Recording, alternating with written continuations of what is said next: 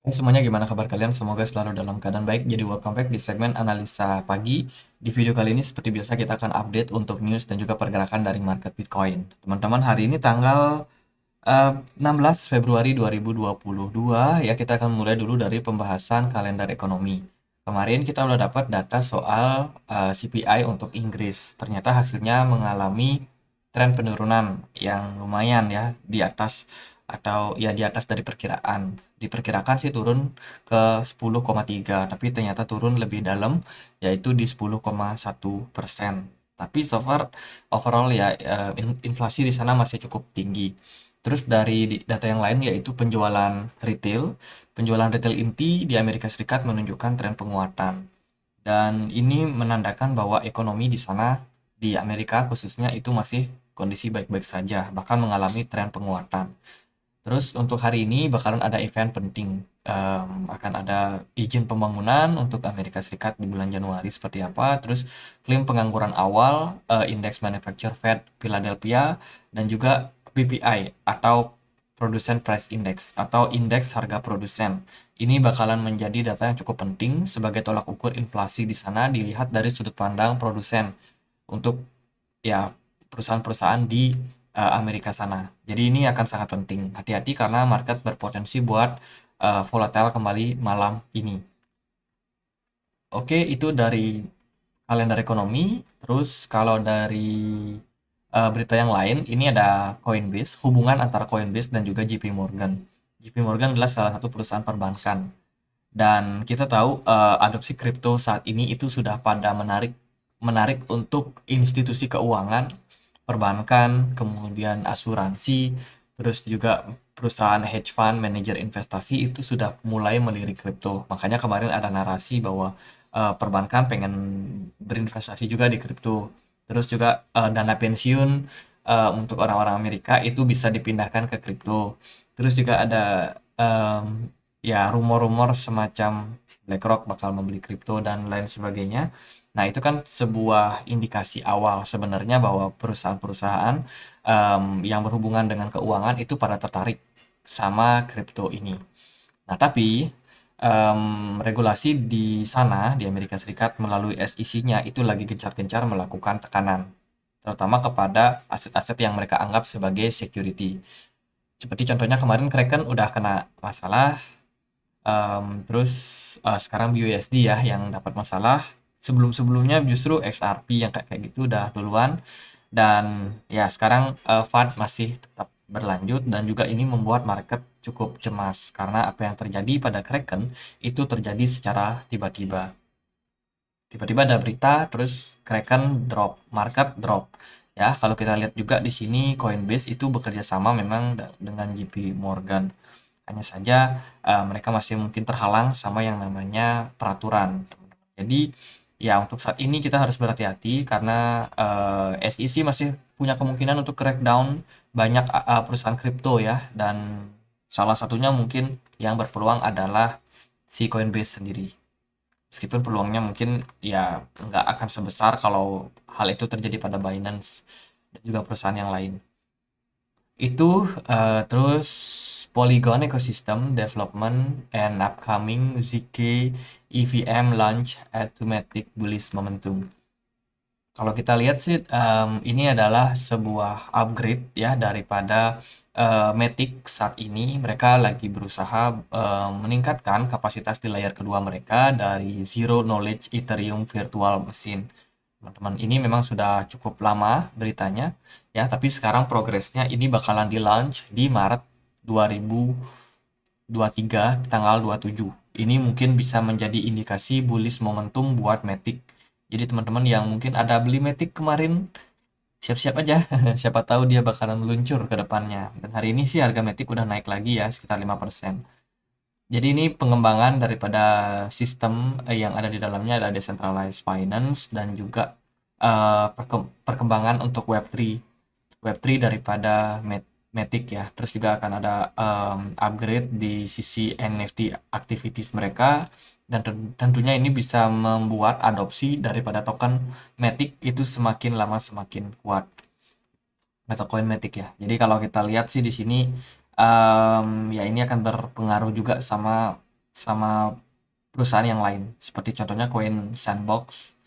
Ini juga bakalan dapat manfaatnya daripada upgrade Web3 dari Matic ini. Lalu investor are bullish on Matic. Kalau kita lihat di sini datanya opening interest volume Matic futures contract. Ini futures contract dari Matic yang dalam bulan ini di bulan Februari itu mengalami tren penguatan, teman-teman. Artinya adalah dalam kondisi sekarang market cenderung optimis terhadap Matic. Apalagi bakalan ada rumor yang cukup baik di bulan depan ya. Terus ini Polygon's Balance Exchange. Jadi ini adalah keuangan, kondisi keuangan daripada Matic. Kalau kita lihat dari datanya ini kurang jelas. Oke, Exchange Balance Percentage. Kalau kita lihat dari sini harga ataupun jumlah keuangan di exchange terhadap Matic itu cenderung mengalami tren yang stabil dalam 4 bulan terakhir. Sementara dari harga Matic itu mengalami tren penguatan. Terus dari indikator lain di sini dia pakai di daily chart Matic yang menggunakan indikator RSI. Posisinya saat ini Matic membuat yang namanya higher high baru. Artinya adalah tren Matic masih dalam kondisi yang menguat. Dan juga dari posisi RSI sendiri dia udah menyentuh atau mulai menyentuh level overbought-nya. Jadi itu untuk Matic. Mungkin teman-teman ada yang lagi bingung cari koin apa, boleh di watchlist aja si Matic. Siapa tahu dapat momentum yang cukup oke di 27 Maret nanti. Terus ini berita dari Binance CEO, crypto industry will be probably move to non-dollar stablecoin. Jadi kita tahu kemarin BUSD yang dikeluarkan oleh Paxos itu mengalami dicegat nih, dijegal oleh SEC, katanya nggak boleh. Nah, Sisi berpendapat bahwa kemungkinan ya bisa aja stablecoin US dollar nggak bakalan dipakai, bisa aja mungkin BITR yang dipakai atau apa Singapura dolar, stablecoin dari Singapura dolar dan lain sebagainya, karena memang regulasi yang terlalu ketat ini menyebabkan orang-orang juga mungkin ketakutan kalau mereka pegang yang namanya stablecoin dari US dollar. Ya siapa yang tahu teman-teman, mungkin ada yuan, mungkin yuan kita pakai yuan, atau kita pakai ruble dari Rusia, atau kita pakai Singapura dolar, Australian dollar, atau BITR mungkin, ya mungkin aja. Jadi ya kita lihatlah seperti apa nanti ke depannya perkembangannya, apakah arah perkembangannya nanti bakal ke sana. Ini kan cuma opini dari Sisi. Terus dari berita yang lain, ini dari CoinDesk. Ini berita soal apa ya? Ini berita soal price to earning ratio daripada Bitcoin. Apakah harga Bitcoin saat ini cukup worth it? Kalau kita lihat dari transaksi net worth value to transaction ratio, posisi Bitcoin saat ini lagi berada di kondisi yang cukup nanggung. Dia berada di poin 40. Jadi ini berbicara soal value dan juga value kepada transaksi daripada rasio. Kalau kita melihat dari data ini, semakin tinggi datanya itu menunjukkan bahwa harga yang diperdagangkan terhadap Bitcoin itu semakin mahal. Semakin turun harganya berarti value daripada Bitcoin yang diperdagangkan itu semakin murah. Jadi ini indikator ini menentukan harga wajar atau harga wajar lah, harga pantasnya untuk Bitcoin itu dihargai berapa. Kalau kita lihat dari datanya, sekarang kita berada di posisi sekitaran 40 something ya. Berarti ini menunjukkan bahwa harga Bitcoin saat ini cenderung nanggung.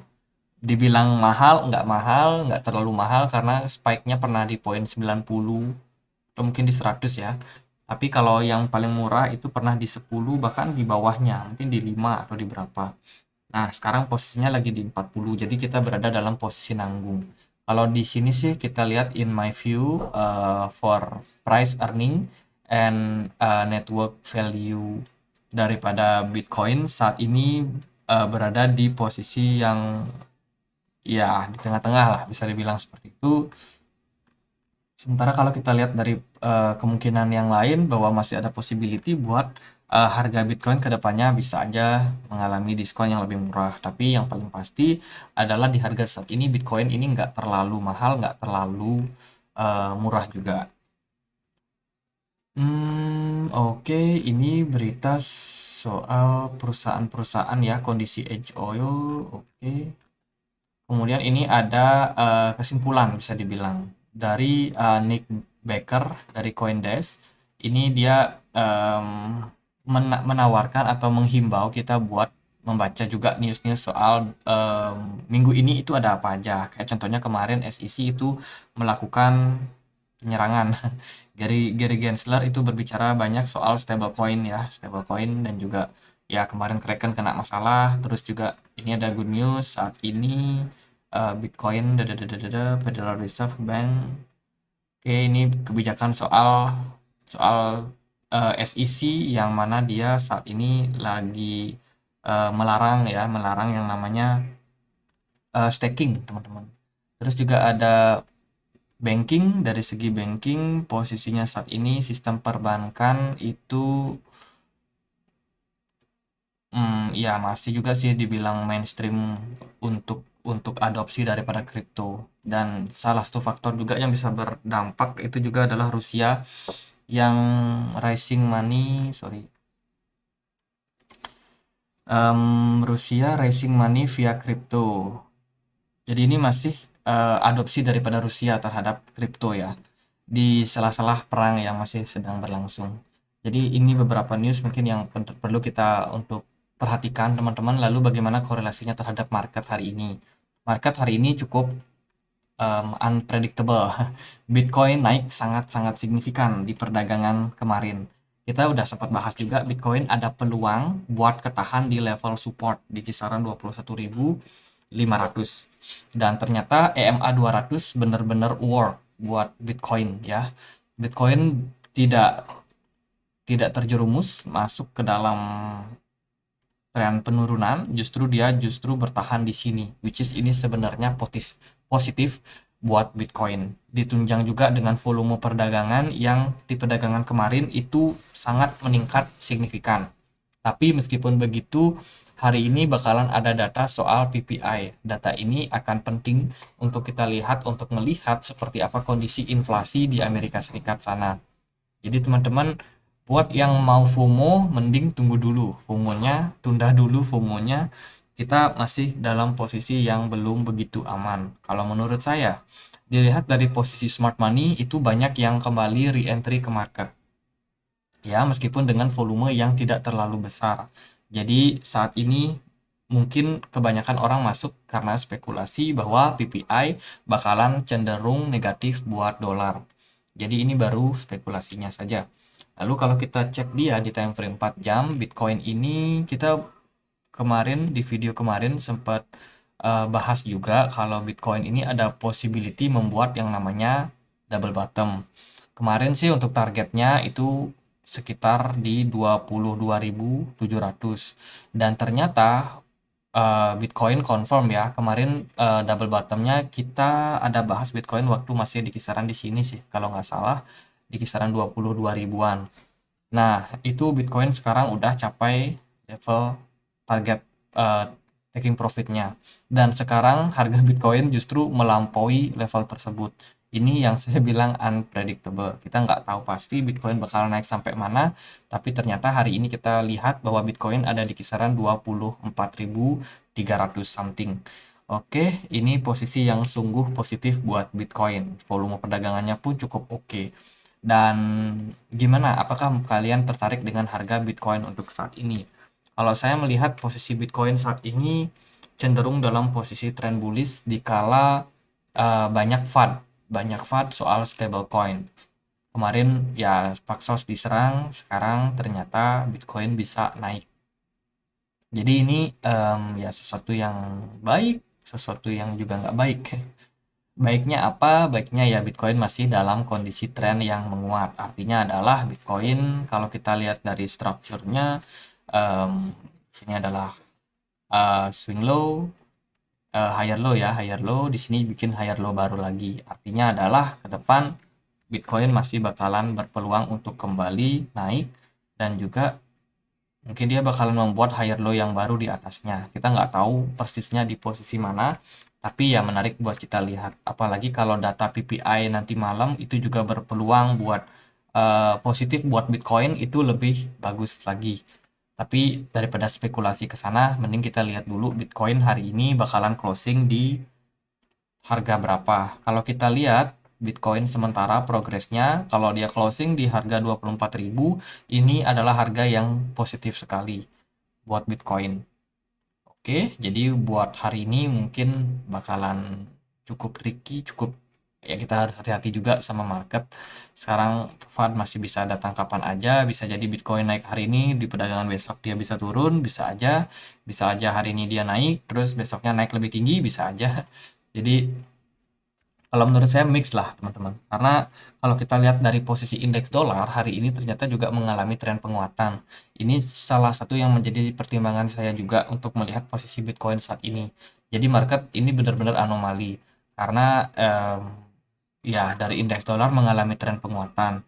Kemudian S&P 500 masih ketahan di level support, which is masih ada possibility buat kembali menguat. Dan Bitcoin ternyata naik sangat signifikan 9% hari ini.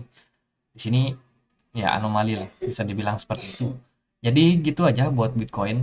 Hari ini mungkin nggak bisa prediksi kemana arahnya, karena memang sangat-sangat ya berbahaya ya untuk market. Kalau dari saya sih lebih baik tunggu harga wajar aja, harga murah aja, sementara FUD masih bisa datang kapan aja.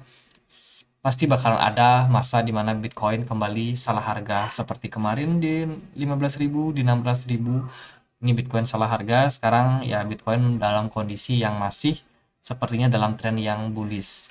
Untuk target, saya masih mungkin membuka peluang bahwa Bitcoin bisa naik ke 27.000. Tapi sebelumnya kita ada di level resistance yang kuat di sini teman-teman. Bitcoin pernah ketahan di sini beberapa kali ya, di 24.800. Jadi itu level yang cukup kita harus pantau untuk saat ini.